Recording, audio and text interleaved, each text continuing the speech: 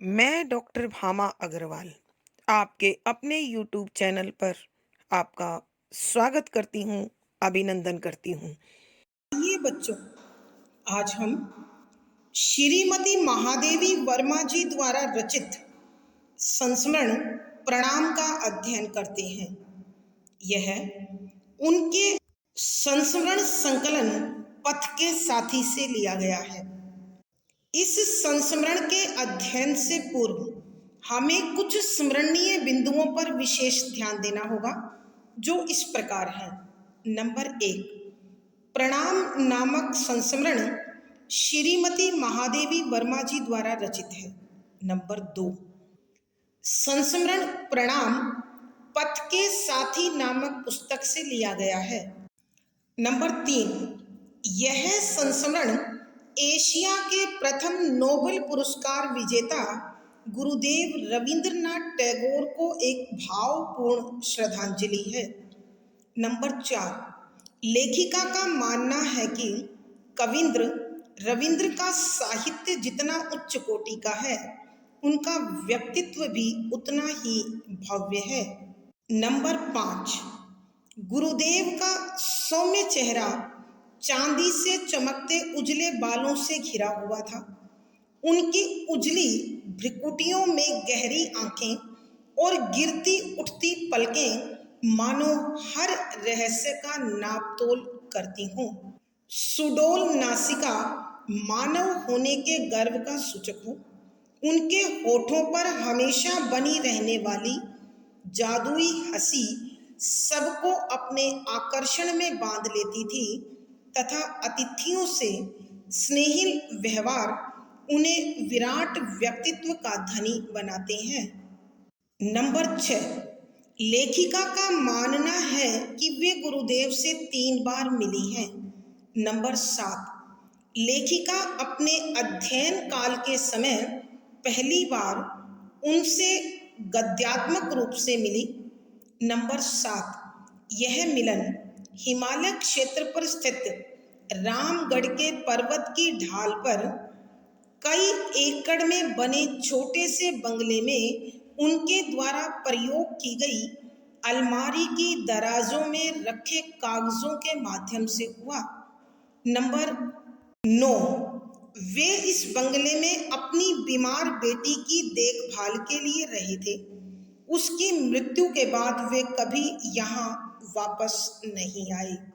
Number 10, यह बंगला किसी अंग्रेज ने अपने विश्राम के लिए ले लिया था और उसी ने लेखिका को बड़े शिष्टाचार पूर्वक यह भीतर बाहर से अच्छी तरह दिखाया।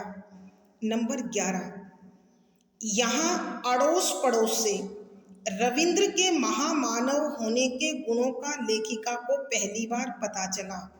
नंबर 12, दूसरी बार लेखिका लेखन से जुड़ने के बाद कविंद्र से शांति निकेतन में प्रत्यक्ष रूप से मिली।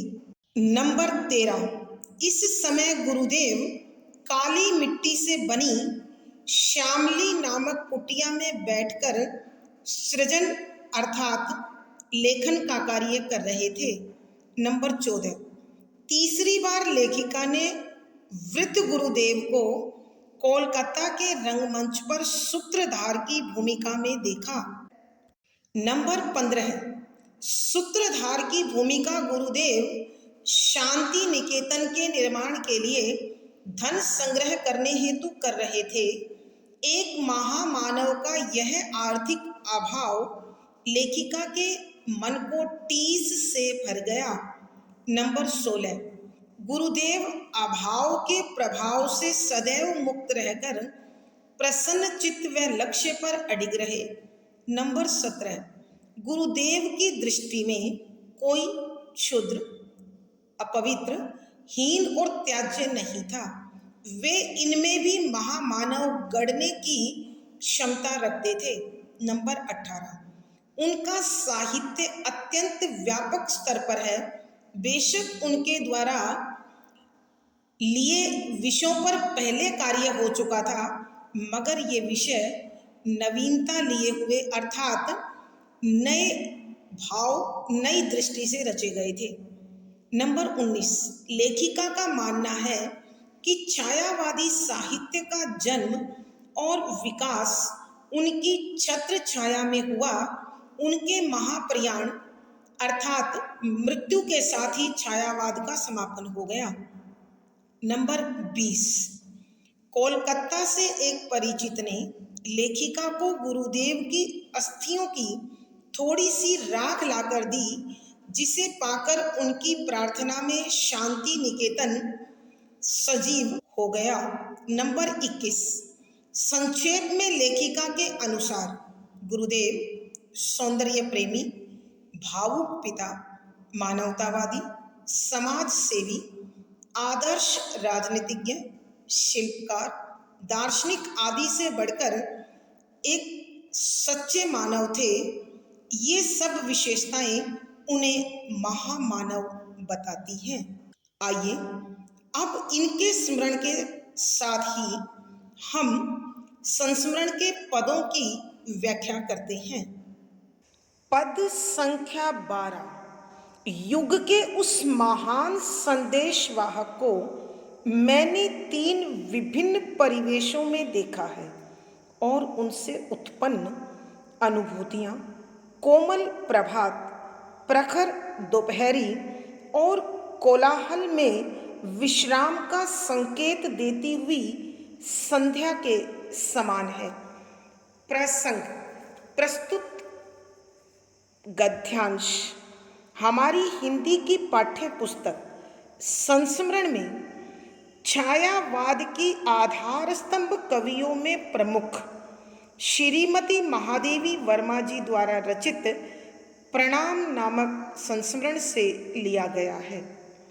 संदर्भ, यहाँ लेखिका गुरुदेव का परिचय अपने जीवन में 3 बार भिन्न भिन्न परिस्थितियों में प्राप्त करती है और वो तीनों उन्हें किस प्रकार महसूस हुई, क्या लगी, उसका वर्णन करते हुए लिखती हैं कि व्याख्या, शब्दों के अर्थ साथ साथ युग, समय, एक विशाल कालखंड के उस महान, उस अर्थात प्रकृति, समय, वक्त, सृष्टि, महान, बहुत बड़े, संदेशवाहक, दूत, संदेश को लाने ले जाने वाला, को मैंने लेखिका ने अपने लिए प्रयोग किया है।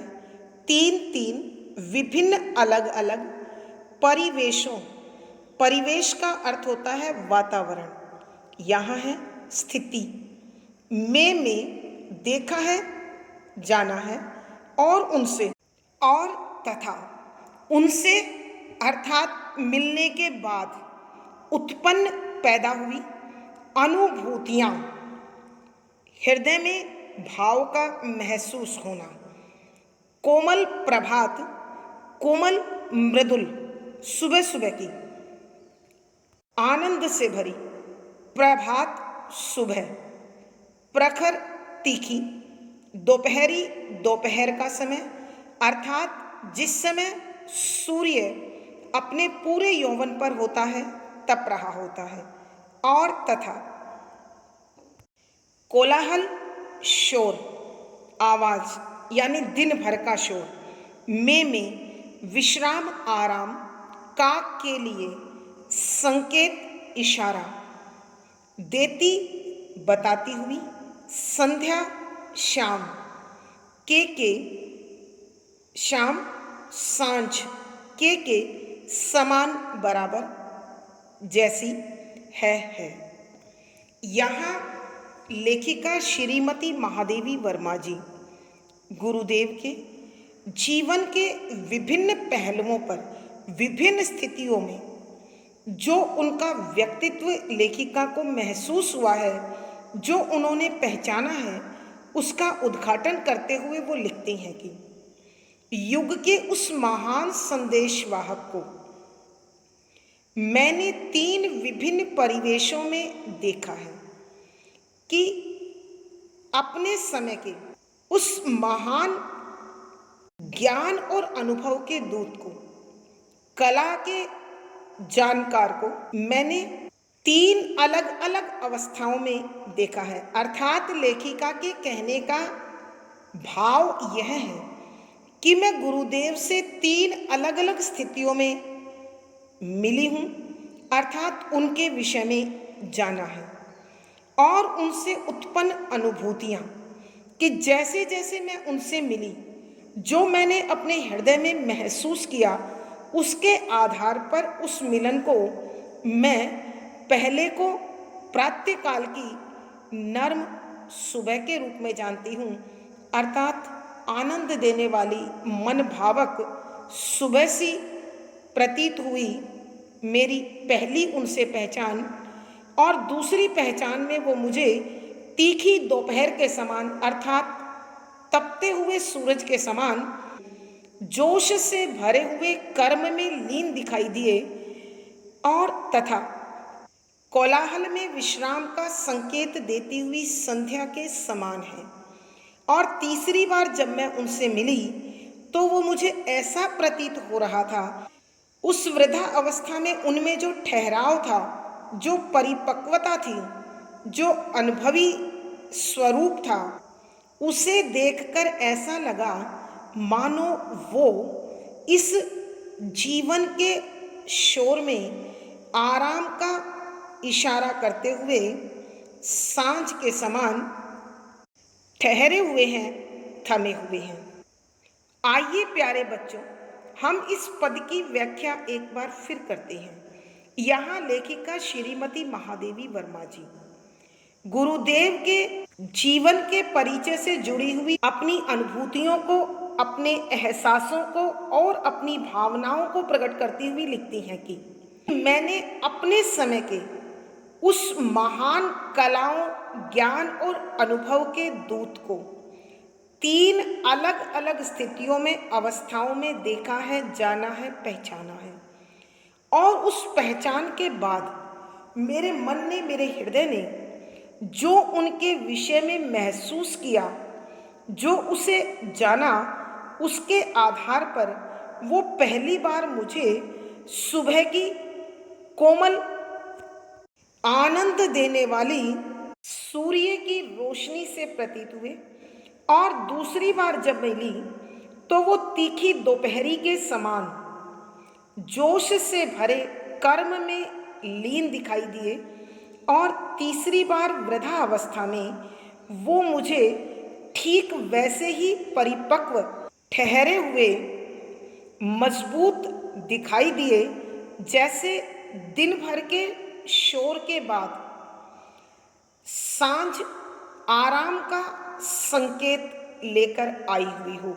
अर्थात कहने का भाव यह है कि गुरुदेव से लेखिका का प्रथम मिलन उसे सुनहरी, कोमल, आनंददायिनी सुबह के जैसा, दूसरी बार शांति निकेतन में उनका मिलन तपती दोपहरी के समान चमकदार और तीसरी बार कोलकाता में उनका मिलन उस श्याम के समान लगा जो विश्राम का इशारा कर रही हो। भावार्थ, यहाँ लेखिका के कहने का भाव यह है कि गुरुदेव का परिचय लेखिका से भिन्न भिन्न अवस्थाओं में हुआ और उसी के आधार पर उनकी अनुभूतियाँ गुरुदेव के प्रति दृढ़ होती चली गई, बनती चली गई।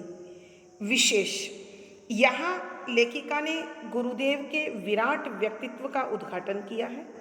शुद्ध साहित्यिक खड़ी बोली का प्रयोग है, तत्सम प्रधान शब्दावली का प्रयोग हुआ है, शांत रस प्रसाद गुण है, वाक्य संरचना भाव के अनुकूल है, वर्णात्मक और चित्रात्मक शैली का सुंदर तालमेल दिखाई देता है। पद संख्या 13। महान साहित्यकार अपनी कृति में इस प्रकार व्याप्त रहता है कि उसे कृति से पृथक रखकर देखना और उसके व्यक्तिगत जीवन की सब रेखाएं जोड़ लेना कष्ट साध्य ही होता है।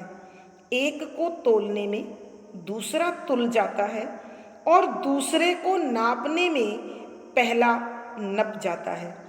वैसे ही जैसे घट के जल का नापतोल घट के साथ है और उसे बाहर निकाल लेने पर घट के अस्तित्व अनस्तित्व का कोई प्रश्न ही नहीं उठता है।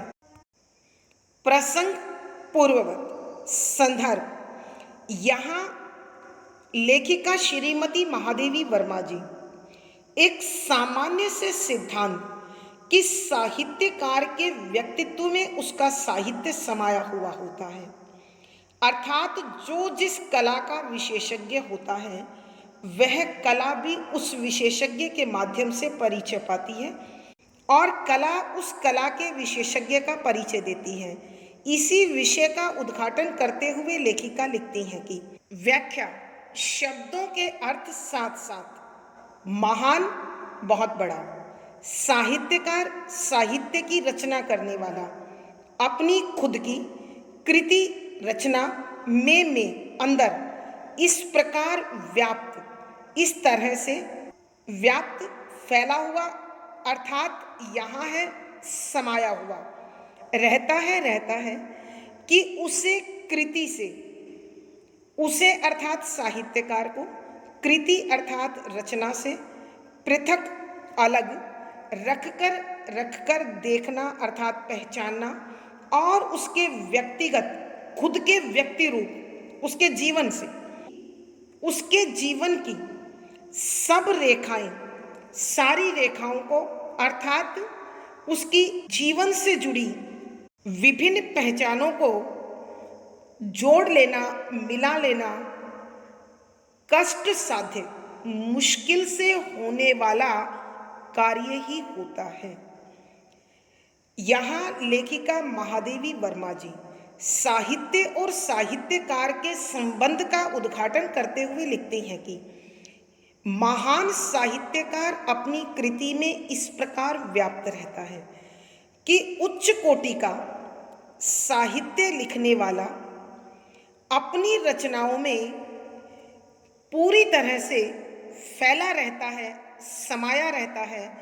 अर्थात लेखिका के कहने का अर्थ यह है कि साहित्यकार से उसके साहित्य को अलग करके नहीं देखा जा सकता, क्योंकि उसकी दृष्टि, उसका दृष्टिकोण, उसकी विचारधारा साहित्य में अवश्य शामिल होती है कि उसे कृति से पृथक रखकर देखना और उसके व्यक्तिगत जीवन की सब रेखाएं जोड़ लेना कष्ट साध्य ही होता है कि यदि कोई व्यक्ति किसी साहित्यकार को उसके साहित्य से अलग रखकर जांचना चाहे, देखना चाहे और उसके व्यक्तिगत जीवन के यानी जीवन के सब तारों को आपस में जोड़ने की कोशिश करे तो यह बड़ा मुश्किल कार्य होता है, दुर्लभ कार्य होता है, बड़ी उलझन में डाल देने वाला काम होता है। अर्थात लेखिका के कहने का भाव यह है, कोई भी साहित्यकार ऐसा नहीं हो सकता कि वो अपने साहित्य में अपनी दृष्टि को शामिल ना करे। उसके जीवन से जुड़े विभिन्न पहलू किसी न किसी रूप में उसके साहित्य में अपनी झलक अवश्य दिखा देते हैं और यदि हम इन सबको अलग अलग करके देखना चाहें तो यह कार्य नामुमकिन, यह कार्य असंभव सा मुश्किल जान पड़ता है। एक को तोलने में दूसरा तुल जाता है। तोलना अर्थात जांचना कि यदि हम साहित्यकार के व्यक्ति रूप को जांचते हैं तो उसका साहित्य भी जच जाता है, वो भी अपने आप परखा जाता है और दूसरे को नापने में पहला नप जाता है कि यदि हम किसी के साहित्य को पढ़ते हैं तो उस साहित्यकार का व्यक्ति रूप उस साहित्य में अपनी झलक अवश्य दिखाता है। कहने का अभिप्राय यह है कि साहित्य और साहित्यकार बेशक साहित्य के अंदर शामिल ना हो, एक दूसरे में समाये हुए ना हो, लेकिन फिर भी एक दूसरे से अछूते नहीं रह सकते।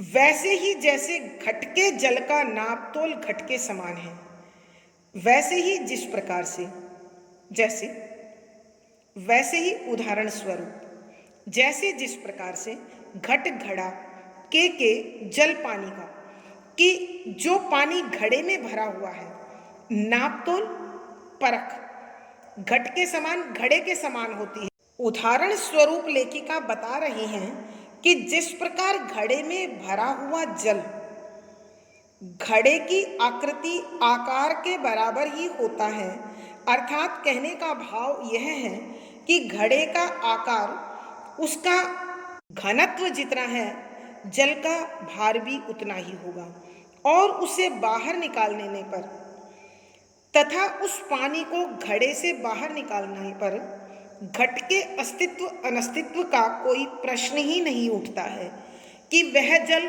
घड़े के घनत्व के समान था, घड़े के आकार और आकृति के बराबर था, उसके बराबर वजन का था। इसका प्रश्न ही समाप्त हो जाता है। अर्थात घड़े से बाहर निकला हुआ पानी घड़े के परिचय के विषय में कोई संबंध नहीं रखता है। आइए प्यारे बच्चों, हम एक बार फिर इस पद की व्याख्या करते हैं।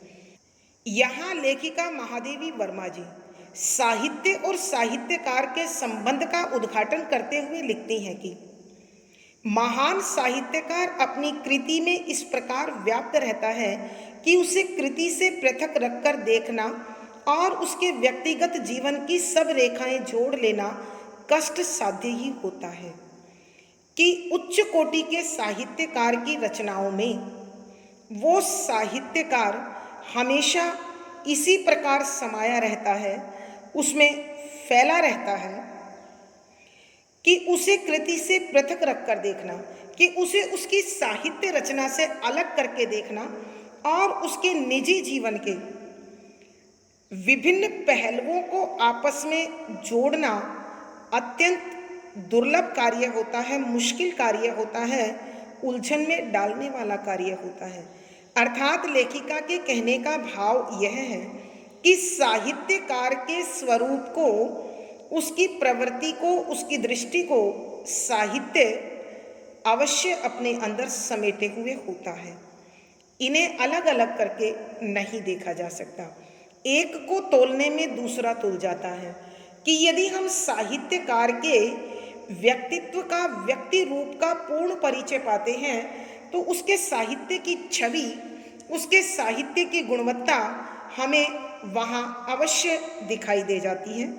दूसरे को नापने में पहला नप जाता है। साहित्य को पढ़कर साहित्यकार के विषय में न जान पाए ऐसा संभव नहीं होता, क्योंकि साहित्यकार द्वारा रचा गया साहित्य उसकी दृष्टि, उसकी सोच, उसकी विचारधारा, उसके दृष्टिकोण से प्रभावित हुए बिना नहीं रह सकती।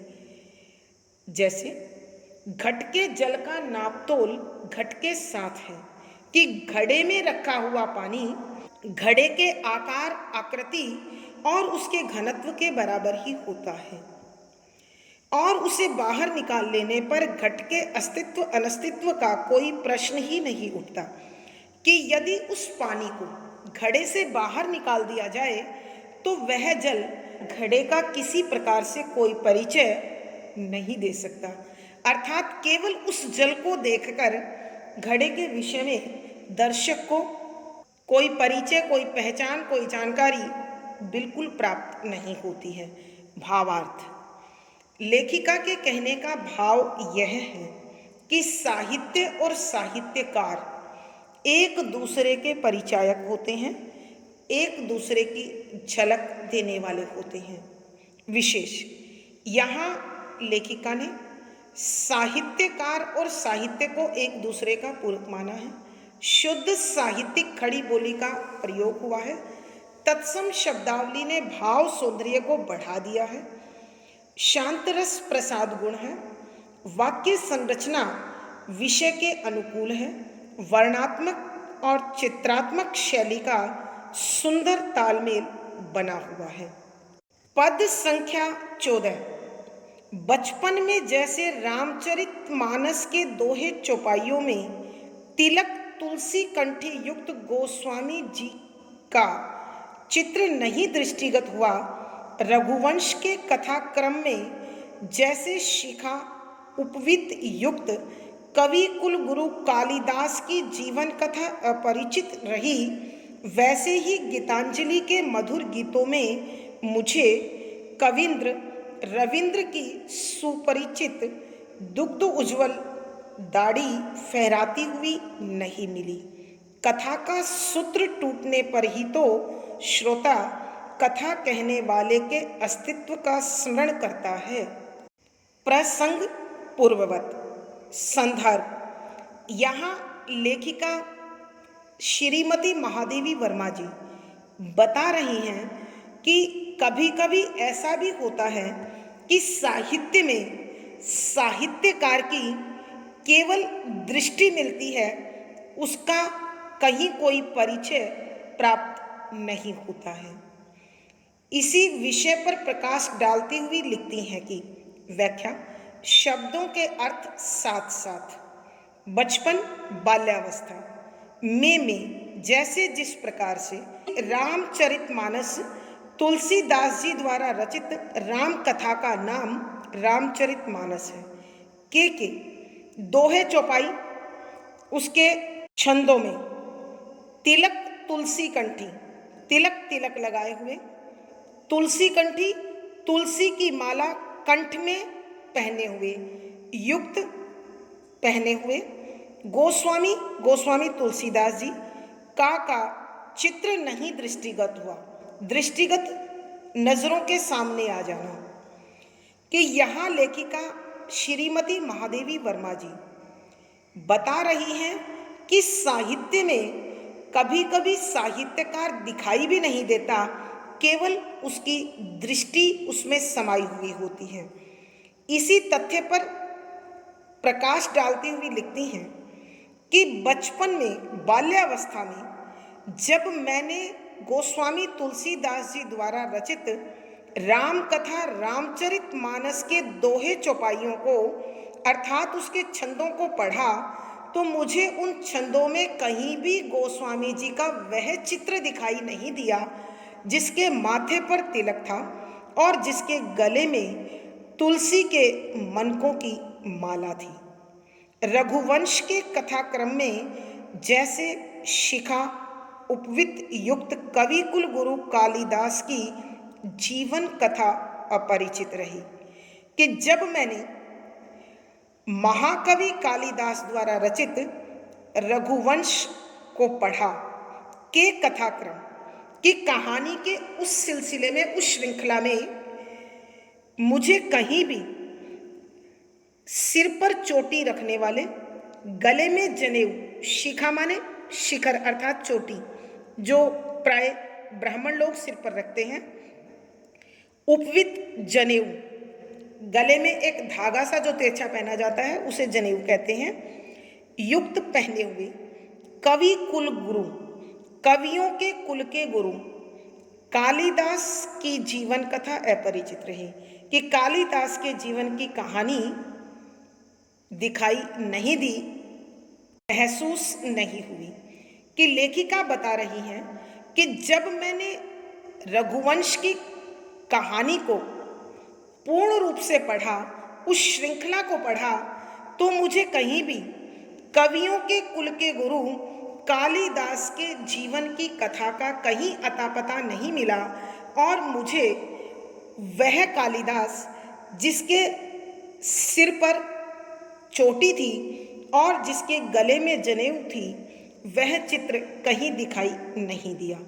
वैसे ही गीतांजलि के मधुर गीतों में मुझे कविंद्र रविंद्र की सुपरिचित दुग्ध उज्ज्वल दाढ़ी फहराती हुई नहीं मिली।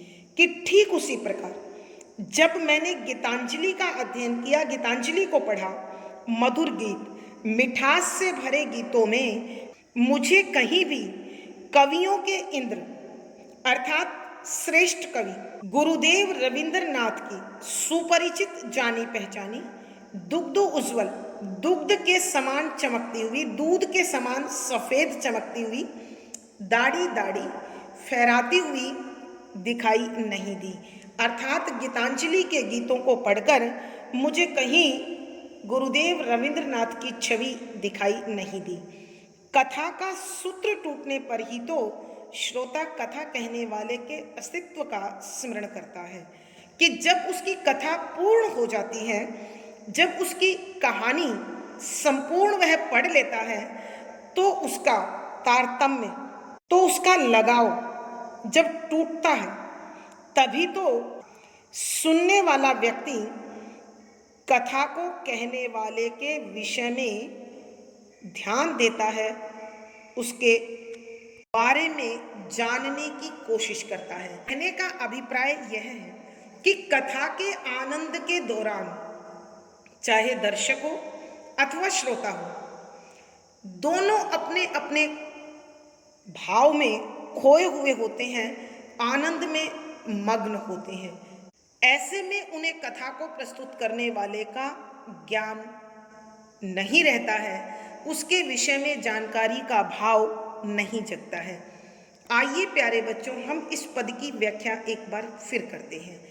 यहाँ लेखिका महादेवी वर्मा जी कभी कभी साहित्य में साहित्यकार की छवि जो प्राप्त नहीं होती है, उस विषय का उद्घाटन करते हुए लिखती हैं कि बचपन में जैसे रामचरितमानस के दोहे चौपाइयों में तिलक तुलसी कंठी युक्त गोस्वामी जी का चित्र नहीं दृष्टिगत हुआ, रघुवंश के कथाक्रम में जैसे शिखा उपवित युक्त कवि कुल गुरु कालिदास की जीवन कथा अपरिचित रही, वैसे ही गीतांजलि के मधुर गीतों में मुझे कविंद्र रविंद्र की सुपरिचित दुग्ध उज्ज्वल दाढ़ी फहराती हुई नहीं मिली।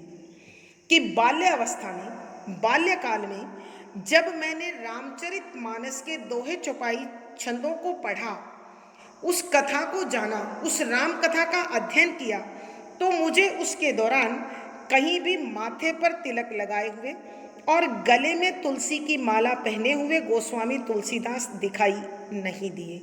उसी तरह रघुवंश की कथा को पढ़ते हुए, उस कथा की श्रृंखलाओं में समाये हुए मुझे कहीं भी सिर पर चोटी धारण किए हुए, गले में जनेऊ पहने हुए कवियों के कुल के गुरु कालिदास की जीवन कथा का मुझे कहीं कोई परिचय प्राप्त नहीं हुआ।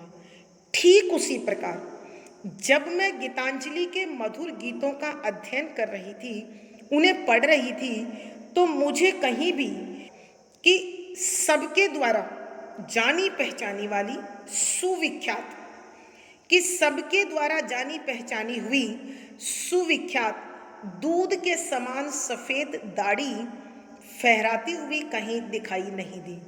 अर्थात चाहे मैंने रामचरितमानस का अध्ययन किया, चाहे रघुवंशम को पढ़ा अथवा गीतांजलि को पढ़ा, मुझे इनके रचनाकारों की झलक वहाँ पर दिखाई नहीं दी।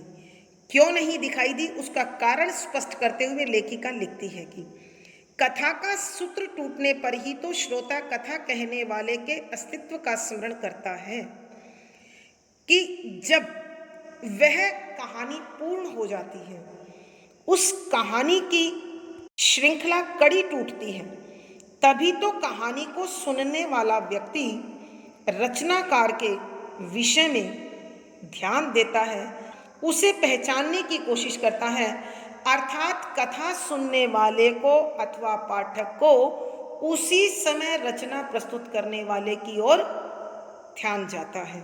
भावार्थ, लेखिका के कहने का भाव यह है कि जब श्रोता अथवा पाठक कथा के आनंद में डूबा हुआ होता है, विषय के आनंद में गोते लगा रहा होता है, तो ऐसे में प्रस्तुतकर्ता की ओर, कथाकार की ओर ध्यान नहीं जाता है। विशेष यहाँ लेखिका यह प्रस्तुत करना चाहती हैं कि जिस समय मानव कथा के आनंद में समाया हुआ होता है, उसका ध्यान कथाकार की ओर नहीं जा पाता है। शुद्ध साहित्यिक खड़ी बोली का प्रयोग है। तत्सम प्रधान शब्दावली ने भाव सौंदर्य को बढ़ा दिया है।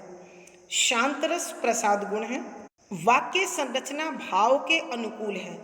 वर्णात्मक और चित्रात्मक शैली का सुंदर तालमेल है। यहाँ उदाहरणों के माध्यम से विषय का स्पष्टीकरण हुआ है। आज की कक्षा में प्यारे बच्चों इतना ही। अगली वीडियो में फिर मुलाकात होगी। आज की कक्षा में प्यारे बच्चों इतना ही। अगली वीडियो में फिर मुलाकात होगी। पिछली वीडियो का लिंक डिस्क्रिप्शन बॉक्स में मिल जाएगा। आशा है पढ़ा गया विषय आपको समझ में आया होगा।